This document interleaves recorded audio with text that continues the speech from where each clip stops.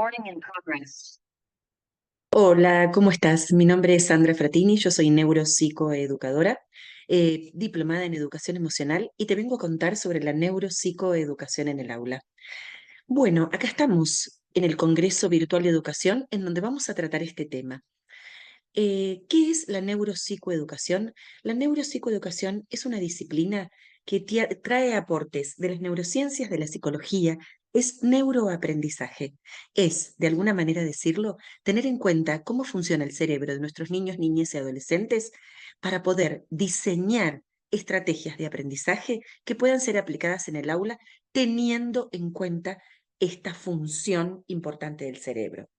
Nosotros, como docentes, eh, vivimos en un mundo en donde los niños, las niñas y adolescentes van como avanzando y cuando digo avanzando me refiero a que todos los años nos encontramos con niños, niñas y adolescentes diferentes, que son, al menos estos últimos que estamos recibiendo, nativos digitales. Entonces sabemos que hay un montón de cosas que como docentes vamos a tener que implementar en el aula y vamos a tener que estudiar y capacitarnos para ello. Pero esto de la neuropsicoeducación va más allá de capacitarme en el uso de alguna tecnología o ahora en la inteligencia artificial, por ejemplo. Va más allá de eso. Es tener en cuenta cómo funciona la neuro. Y cuando hablo de la neuro, hablo de sus emociones. Hablo de cómo captar su atención. Hablo de cómo engancharlos con las estrategias que diseño durante todos esos minutos que tengo que tenerlos atentos cuando estoy tratando de impartir conocimientos o tratando de que entiendan lo que tengo ganas y lo que debo enseñarles. Pero bueno, tenemos que entender también que tenemos dos sistemas. Tenemos un sistema racional, ubicado en este sector del cerebro, con los lóbulos prefrontales, y tenemos un sistema emocional aquí en la columna vertebral, en todo este sector de la cabeza, que justamente está conectado con la famosa teoría del cerebro triuno, que ya hoy no la tenemos en función, porque el cerebro también va desarrollando, las neurociencias van avanzando, y es muy probable que lo que yo estoy contándoles hoy, en muy poco tiempo, tenga nuevos avances. Entonces, tenemos esos dos sistemas, el sistema racional y el sistema emocional.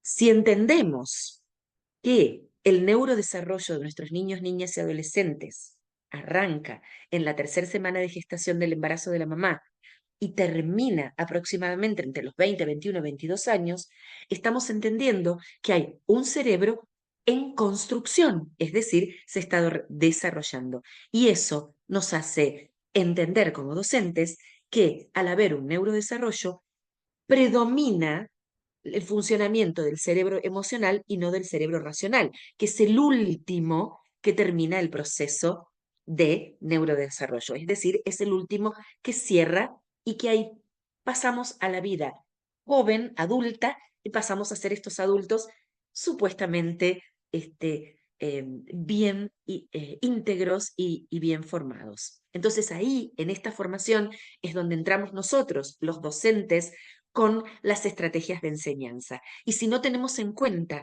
cómo funciona el cerebro de nuestros niños, sabiendo que hay un sistema que está predominando, que es el emocional, durante todo el proceso de aprendizaje, jardín de infantes, primaria y secundaria, si no sabemos que esto existe, nuestras estrategias de aprendizajes, nuestras planificaciones van a quedar en el tiempo. ¿Por qué? Porque planificamos. Generalmente aquí en Argentina nos reunimos los docentes en febrero para planificar todo lo que vamos a estar trabajando durante el año. Y muchas veces esas planificaciones quedan en un simple papel porque desconocemos a quiénes vamos a tener en el aula.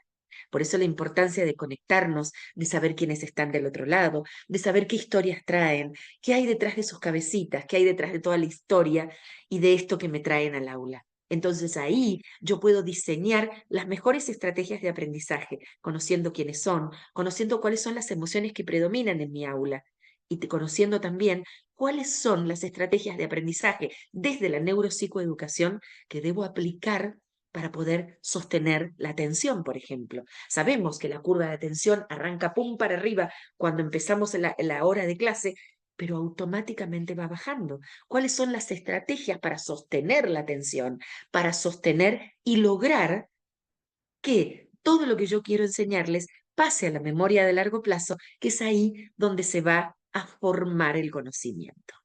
Bueno, un montón de cosas, pero lo más importante que tengan en cuenta ustedes, docentes, mamás, papás, porque es un trabajo interdisciplinario, desde la casa y en el aula y en la escuela.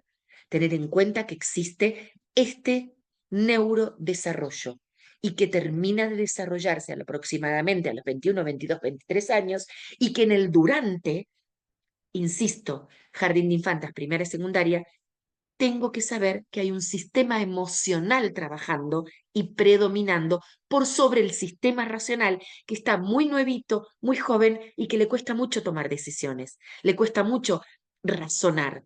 Por eso muchas veces decimos, uy, estos chicos no entienden nada. ¿Qué pasa que estos chicos no pueden tomar una decisión? Justamente pasa esto.